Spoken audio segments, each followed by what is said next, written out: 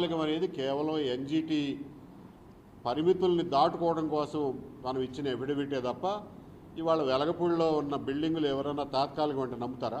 అది తాత్కాలికమా? ఇంకా 100 ఏళ్ళు అయినా చెక్కు చెదరవాయి. సరే ఎక్కడో చోట లీకేజ్ వచ్చిందో లేకపోతే గాలి దుమ్ముకి కిటికీల్లోంచి నీళ్లు పడినాయి అంటే పడతాయి, మాత్రం పడినాయి. సరే ఇంకా బెటర్గా డిజైన్ చేసే అవకాశం ఉండిందేమో, హడావిడిగానే డిజైన్ చేసి ఉంటారు, అయ్యింది. దానివల్ల అది తాత్కాలికమని మనం ఎప్పుడూ చెప్పలేం. అవి అన్నీ పక్కా బిల్డింగ్లే. సెక్రటేరియట్ చూసిన వాళ్ళు ఎవరికైనా అర్థమవుతుంది. హైకోర్టు ముందు సో సీఎం ఆఫీస్ అక్కడికి పంపించారు ఈ సెక్రటేరియట్లోకి. హైకోర్టు పెట్టుకున్నాం. ఆ హైకోర్టును కూడా ఆ చివరి స్టేజ్లో ఉంటే సిటీ సివిల్ కోర్ట్స్ కోసం ఉద్దేశించినటువంటి భవనాన్ని హైకోర్టు భవనంగా మార్చుకుని టెంపరీగా హైకోర్టు అక్కడికి పంపించి దీన్ని గవర్నర్ బిల్డింగ్ చేశాం. ఇవి పడుతూ లేస్తూ ఆంధ్రప్రదేశ్ గత 12 సంవత్సరాలుగా నిలదొక్కుకోవడానికి చేసిన ప్రయత్నాలు. వాటిని ఆక్షేపిస్తామంటే పసిపిల్లోడిని చూపించి నడవట్లేదు, పరిగెత్తట్లేదు, బరువులు ఎత్తట్లేదు, లేకపోతే రాయడం రాదు, చదవడం రాదు అన్నట్టుగా ఉంది. పసిపిల్లాడికి టైం పడుతుంది నడవడానికి. జగన్మోహన్ రెడ్డి గారి కక్ష మాత్రం పసిపిల్లాడి టైం నుంచి అమరావతి మీద అదే స్థాయిలో కొనసాగుతూ వచ్చింది.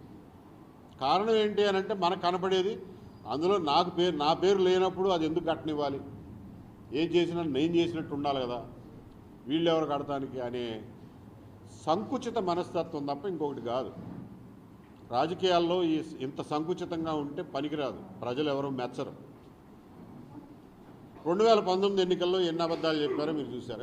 నేను ఒక్కడనే ఇల్లు కట్టుకున్నాను, చంద్రబాబు నాయుడు గారికి ఇల్లు కూడా లేదు, నేను ఇంత పెద్ద ఇల్లు కట్టుకున్నాను డామ్ డూమ్ అని. వాళ్ళ చెల్లెలు షర్మిల గారు అదే ప్రచారం చేశారు, వాళ్ళ తల్లి గారు విజయలక్ష్మి గారు అదే ప్రచారం చేశారు, ఈయన కూడా అదే ప్రచారం చేశాడు, రోజా గారు, ఉమ్మారెడ్డి వెంకటేశ్వర్లు గారు, వీళ్ళందరూ మేనిఫెస్టోలో కూడా పెట్టారు. అమరావతి రాజధానిని మరింత బాగా తీర్చిదిద్దుతాం, రైతులకి ఇంకొక 200 గజాలు ఇస్తాం అని కూడా అబద్ధాలు చెప్పారు. ఇవాళ డెవలప్మెంట్ అగ్రిమెంట్లోకి వచ్చినప్పుడు 50-50 అంటే కట్టేవాడికి గిట్టుబాటు అవుద్ది. లేదు నాకు 70 కావాలి, నువ్వు 30 తీసుకో అంటే అసలు బిల్డింగే రాదు, కడతమే పాసిబుల్ కాదు. కాబట్టి ఆ ఇచ్చిపుచ్చుకోవటాలు ఉండాలి ఎప్పుడైనా. ఇంకో 200 గజాలు ఇస్తాను అంటే అది వర్కౌట్ అవ్వద్దు. సరే నోటికి వచ్చిందల్లా చెప్పాడు. ఆ రోజున గెలిచాడు. గెలిచిన వెంటనే మీ అందరూ రాష్ట్రంలో ఉన్న అన్ని ప్రాంతాల ప్రజలను గుర్తుంచుకోవాల్సిన విషయాలు ఇవి. కాబట్టి ఇంత వివరంగా చెప్తున్నా. సరే ప్రజావేదిక కూల్చేయడం జరిగిపోయింది. డిసెంబర్లో అసెంబ్లీ సెషన్లో కొత్త పాట మొదలెట్టారు. ఒక రోజున సడన్గా మీ అందరికి గుర్తుండే ఉంటుంది, ధర్మాన ప్రసాదరావు గారితో ముఖ్యమంత్రి చంద్రబాబు నాయుడు గారు విజయవాడ వస్తా అంటే దారి పొడుగున ఎయిర్పోర్ట్ దగ్గర నుంచి బెంచ్ సెంటర్ వరకు దారి పొడుగున విద్యార్థులు మానవహారం ఏర్పాటు చేయాలంటే 2 గంటలు కూర్చుని వింటారు. మేము ఈ చరిత్ర అంతా చెప్తుంటే వినపదట. తమ్మినేని సీతారాం గారు అప్పటికే దాన్ని శ్మశానం అన్నాడు, బొత్స సత్యనారాయణ గారు దాన్ని ఎడారన్నాడు. ఈయన 2019 డిసెంబర్లో అసెంబ్లీ సమావేశాల్లో ధర్మాన ప్రసాదరావు గారితో టాపిక్ రైజ్ చేయించాడు. ఏంటంటే అమరావతిలో రాజధాని కడితే మిగిలిన ప్రాంతాలన్నిటికీ అన్యాయం జరుగుతుంది, అత్యంత వెనకబడి ఉన్న ఉత్తరాంధ్రకు అన్యాయం జరుగుతుంది అని చెప్పి ఒక రోజున స్పీచ్ ఇప్పించాడు. ఏంటి ఏదో కొత్తగా మాడుతున్నారు అనుకున్నాం. మర్నాటికల్లా 3 రాజధానుల బిల్లు అని చెప్పి పెట్టేశాడు. అంటే ఎంత కుట్రతో, ఎంత పగడ్బందీగా దీనికి ఒక నేపథ్యాన్ని క్రియేట్ చేశారో, సృష్టించారో అన్నది మనం అందరం గుర్తుపెట్టుకోవాలి.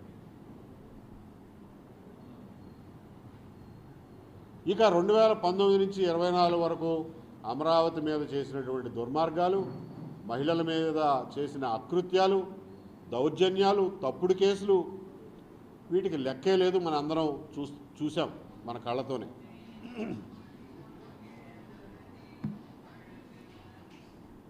జగన్మోహన్ రెడ్డి గారికి ఉన్న ఒకే ఒక సమస్య ఏమొచ్చిందంటే ఆయన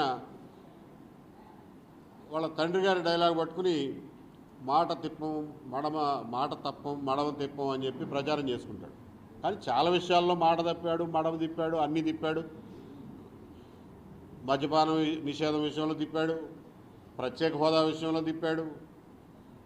అమరావతి విషయంలో కూడా 2019లో అమరావతిలోనే ఉంటుందని చెప్పి మాట తప్పటం, మహిళల ఉద్యమం కంటిన్యూ అవడం వల్ల అది ఎప్పుడూ ఫోకస్లో ఉండిపోయింది. అరే నువ్వు మాట అన్నావు తప్పావు. దాన్ని ఆయన రాజకీయంగా ఎప్పుడు దానికి సమాధానం చెప్పుకోలేకపోయాడు. ప్రజల్లో ఎప్పుడూ ఒక సంతృప్తికరమైనటువంటి సమాధానం ఆయనకి దొరకల. దానికి ఏదో మొత్తానికి వికేంద్రీకరణ, అభివృద్ధి వికేంద్రీకరణ, ఇక్కడే అంతా పెడితేట. అప్పట్లో 1,00,000 కోట్లు అనేవాడు, ఇప్పుడు 2,00,000 కోట్లు అండి. పాత పాటే తప్ప నువ్వు మాట ఎందుకు తప్పావన్న దానికి సమాధానం లేదు. మొత్తానికి 2024 ఎన్నికల్లో అమరావతి అనేది ఆంధ్రులకు రాజధాని లేకుండా చేశారన్న విషయం ఒక ప్రధాన అంశం, ఎన్నికల అంశం అనేది మనందరం ఒప్పుకొని తీరాలి. చాలా అంశాలు ఉన్నాయి, వాటిల్లో ఇదొకటి, కానీ ఇది కూడా ఒక ప్రధాన అంశం. ఎన్నికల రిజల్ట్స్ వచ్చినాయి. చరిత్రలో ఎప్పుడూ లేనంత రకంగా 11 సీట్లకు ఆయన పరిమితమయ్యాడు. అంత పరాభవం ఏ పార్టీకి ఎప్పుడూ జరగల. సరే 11 సీట్లకు ఆయన పరిమితమయ్యాడు. దాని తర్వాత మాట్లాడకుండా కూర్చున్నాడు ఒక సంవత్సరం పాటు. అమరావతి గురించి అప్పుడప్పుడు వచ్చి ఫ్లయింగ్ విజిట్లో ఎంపిక చేసిన మీడియా వర్గాలతో సమావేశాలు పెట్టినా అమరావతి గురించి ఎప్పుడు ఎవరు ఏం మాట్లాడలా. మీడియా కూడా ఎప్పుడు ఏం అడగల. ఆ మధ్యన ఒకసారి సజ్జల రామకృష్ణారెడ్డి గారు పొరపాటునో నోరుజారో పొడిగా మేము అమరావతికి ఏం వ్యతిరేకం కాదు, అమరావతి రాజధానిగా ఉంటుందిలే అని చెప్పి పొడిగా మాట్లాడాడు. మాట్లాడిన వెంటనే వార్తలు వచ్చినాయి. ఏంటంటే నువ్వెవడరా మాట్లాడడానికి అని చెప్పి ఆయన్ని క్లాస్ బీకారని, మళ్ళా అబ్బాయి తప్పైపోయింది, నేను మిమ్మల్ని అడగకుండా మీ పర్మిషన్ లేకుండా చేసినందుకు సంజాయిషి ఇచ్చుకోవాల్సి వచ్చిందని వార్తలు వచ్చినాయి. అందులో నిజమెంతో అబద్ధం ఎంతో. అది నిజమేనని వాళ్ళు అనిపిస్తుంది. ఎందుకంటే